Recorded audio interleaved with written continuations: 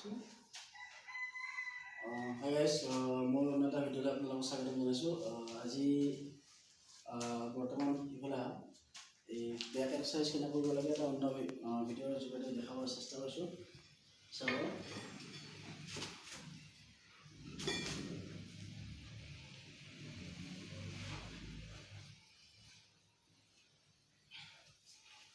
Back মানে এই পাৰ্টটো ডাঙৰ হয়, মানে এইটো কৰিলে অকণমান ৰৈ ল'ব লাগে।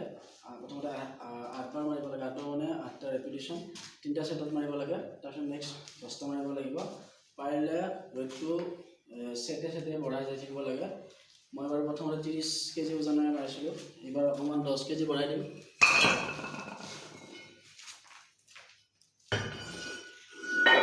40 কেজি হ'ব। আৰু মাৰিলেও অকণমান লাহে লাহে ৰখি মাৰিব লাগে।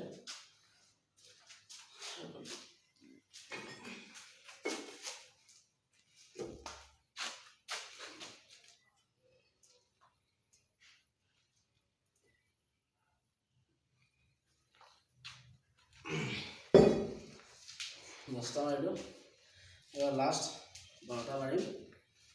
মাজতে অকণমান ৰেষ্ট ল'ব লাগে। 2 মিনিটতকৈ বেছি ৰেষ্ট ল'ব নালাগে। পাৰিলে যিমানখিনি ভাগৰটো খোলাৰ পিছত মাৰিব লাগে, কিন্তু 2 মিনিটকৈ বেছি হ'ব নালাগে ৰেষ্টটো।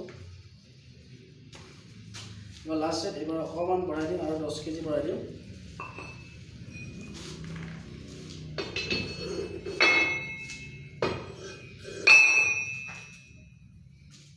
এয়া হ'ল 50 কেজি।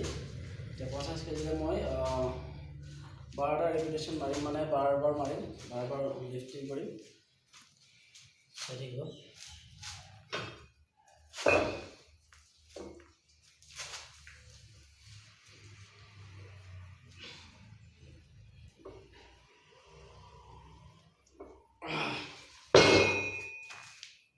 যিমানখিনি উঠাব পাৰে সিমানখিনি উঠাব নোৱাৰিলে বেছিকৈ নুঠাব।